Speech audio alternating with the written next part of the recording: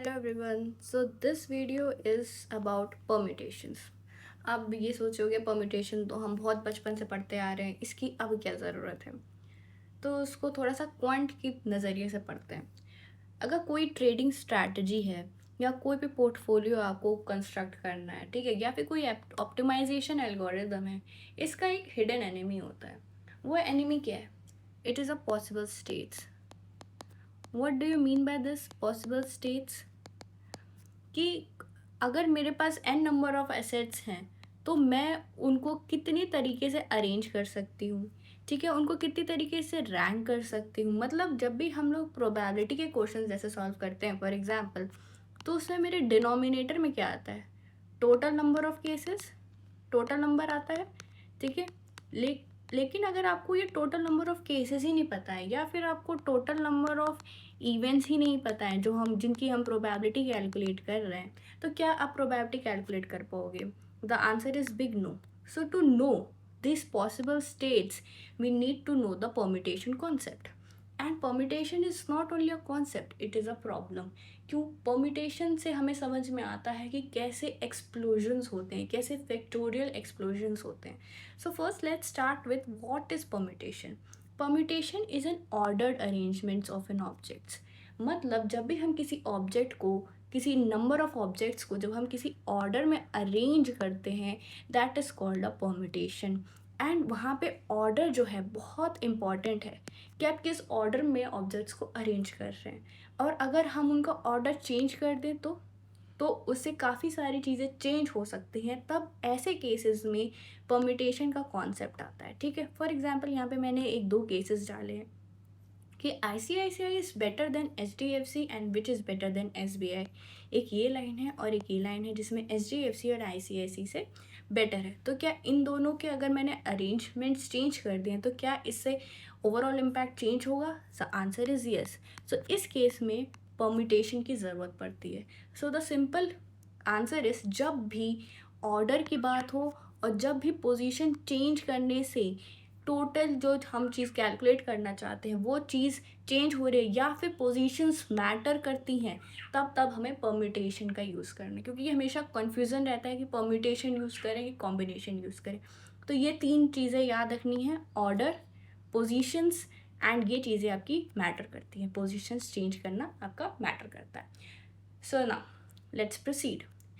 इसको हम इस तरह से समझते हैं, फॉर एग्जाम्पल कि कोई एक ऑब्जेक्ट है जो कि n स्टेजेस में बिल्ड होगा और हर स्टेज में हमारे पास ऑप्शन होगा कि हम नेक्स्ट स्टेज में क्या करेंगे, ठीक है। तो अगर n total number of stages हैं, n टोटल ऑफ स्टेजेस हैं, तो फर्स्ट स्टेज में मेरे पास कितने ऑप्शंस होंगे? मेरे पास n ऑप्शन होंगे, ठीक है, जो हमें इस स्टेज में करना है। और सेकेंड स्टेज में क्या होगा? एक कम हो जाएगा। थर्ड स्टेज में क्या होगा? दो कम हो जाएंगे, ठीक है। And it goes on and on till जो लास्ट स्टेज में हमारे पास सिर्फ एक ही ऑप्शन बचेगा, ठीक है। तो इस ये जो एक पैटर्न दिख रहा है, इन सब का जब हम मल्टीप्लिकेशन करेंगे, मल्टीप्लिकेशन वाले प्रिंसिपल आपको याद होगा अगर आपने शॉर्ट वीडियो देखी है मेरी, मैंने उसमें मल्टीप्लिकेशन प्रिंसिपल बताया है क्या होता है। क्योंकि इसमें सारी स्टेजेस का होना ज़रूरी है, तो हम इन सबको मल्टीप्लाई करेंगे ना कि ऐड। तो मल्टीप्लाई करेंगे तो इनका टोटल जो आएगा वो ये आएगा। एंड ये किसका फॉर्मूला है? It is a formula of n factorial. इसको कहते हैं फैक्टोरियल स्ट्रक्चर। तो फैक्टोरियल स्ट्रक्चर आपको हर जगह दिखेगा। फॉर एग्जांपल 10 स्टॉक्स हैं एंड मेरा इसमें एक रैंकिंग मॉडल बनाना है। मतलब मेरे पास 10 स्टॉक्स हैं एंड मुझे उन्हें 1 to 10 रैंक करना है। तो फर्स्ट रैंक में मेरे पास कितने ऑप्शंस होंगे? 10 स्टॉक्स होंगे। सेकंड रैंक में मेरे पास 9 ऑप्शंस होंगे and so on till last मेरे पास 1 ऑप्शन होगा। तो इसमें मेरा फैक्टोरियल कितना बनेगा? 10 का फैक्टोरियल बनेगा। एंड नाउ 10 का फैक्टोरियल की वैल्यू कितनी होती है? It is somewhere around 3.6 million. तो अगर आपका कोई एक ऐसा मॉडल है जो सिर्फ और सिर्फ 10 स्टॉक्स की बात कर रहा है एंड उसको वो अरेंज कर रहा है इन अ रैंक, तो आपके पास कितनी पॉसिबिलिटीज़ हैं? 3.6 मिलियन। तो सोचो जब आप इसको प्रोबेबिलिटी के मॉडल्स में लगोगे या किसी भी एल्गोरिदम में लगोगे, ये बर्स्ट आउट हो जाएगा, ठीक है। तो सोचो अभी तो हमने सिर्फ 10 स्टॉक्स लिए हैं, रियलिटी में we have hundreds of stocks, we have thousands of stocks. तो सोचो कितना जो स्टेट है, पॉसिबल स्टेट्स हैं, वो कितना एक्सप्लोड कर जाएगा, ठीक है। सो नाउ थोड़ा सा रियलिटी में आते हैं। जब जैसे कि अभी मैंने बोला 100 स्टॉक्स की बात करते हैं, तो जब भी हम लोग ये एक्सप्लोजन ना हो तो हम लोग सारे के सारे स्टॉक्स को एक साथ बैठ के रीड नहीं करते, we only choose some stocks. ठीक है, अगर हमें जैसे कि हमने बोला कि मेरे पास 100 स्टॉक्स हैं, बट मेरे पास एक लिमिटेड कैपिटल है, मेरे पास एक लिमिटेड मार्जिन है, मेरे पास एक लिमिटेड अलाउंस है, ठीक है, कि इतना ही मैं कर सकता हूँ, ठीक है, ये कंप्लायंस है, कुछ रेगुलेशन है कि मैं सिर्फ शुरुआत के 5 स्टॉक्स पे ही ट्रेड लूँगा फॉर एग्जांपल। ठीक है, तो मेरे पास अब 100 स्टॉक्स हैं, अब पोजीशंस 5 हो गई, अब हम 100 का फैक्टोरियल नहीं निकालेंगे, अब हम क्या निकालेंगे, अब पोजीशन 1 के लिए how many choices I have, 100, for position 2 I have 99, for position 3 I have 98, and for position 4 I have 97 and 96. So what is 96? It is basically आपका n minus 5 plus 1, right? n minus 5, n is your 100 and 5 is, इसको अगर हम पूरा variables में लिख दें तो n minus are plus 1। ठीक है, n होता है आपका टोटल नंबर, r हो गया कि आप कितनों को चूज़ कर रहे हैं, n प्लस 1 ये आपका होता है। तो इसमें आपका परम्यूटेशन का फॉर्मूला क्या हो जाता है, it is n factorial divided by n minus r factorial. तो इस केस में ये क्या हो जाएगा, 100 factorial divided by 100 minus r which is 95 का फैक्टोरियल। तो अब हमें पूरा 100 या 95 का फैक्टोरियल नहीं निकालना पड़ेगा, if you know the process of solving it.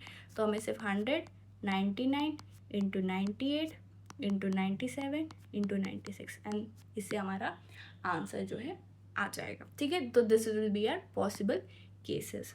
Now second is repeated objects.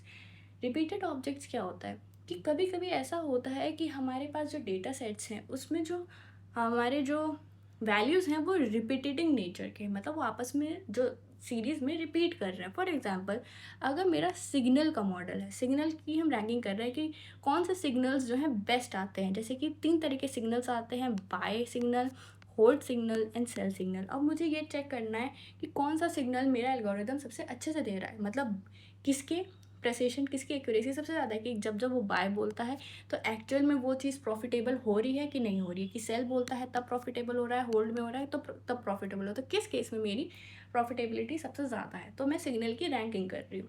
तो अब सिग्नल्स, तो ये मैंने सीरीज़ निकाली, इस सिग्नल में, ये पूरी सीरीज़ में तो एक ही सिग्नल रिपीट हो रहा है, तब हम क्या करेंगे, तब हम डायरेक्ट 5 का फैक्टोरियल नहीं निकालेंगे।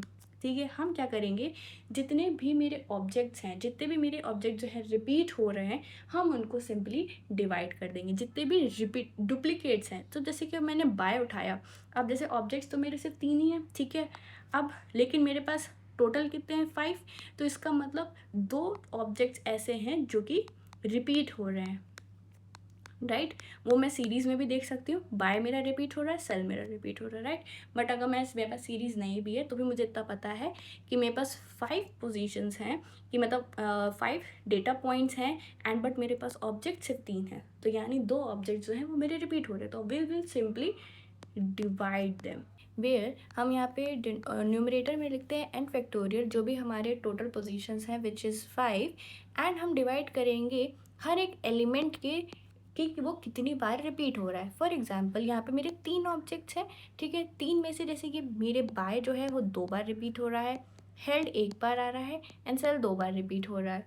तो इस केस में हम क्या फैक्टोरियल लिखेंगे, are 2 factorial, 2 factorial and 1 factorial. अब क्योंकि 1 फैक्टोरियल इज़ 1 ही ओनली, तो you can write it as 5 factorial, 2 factorial and 2 factorial. ठीक है, तो जब भी रिपीटेटिंग ऑब्जेक्ट्स होते हैं तो हम डिनोमिनेटर में हर एक ऑब्जेक्ट जितनी बार रिपीट हो रहा है हम उसको उतनी बार ओ का फैक्टोरियल लिख देते हैं। बाय 2 बार हुआ तो 2 का फैक्टोरियल, सेल 2 बार हुआ तो 2 का फैक्टोरियल, होल्ड 1 ही बार हुआ तो उसको लिखने की ज़रूरत नहीं है। ठीक है, सिर्फ हम रिपीटेटिव जो हमारे ऑब्जेक्ट्स होते हैं वो कितनी बार रिपीट हो रहे हैं उनका फैक्टोरियल लिख के ख़त्म करते हैं।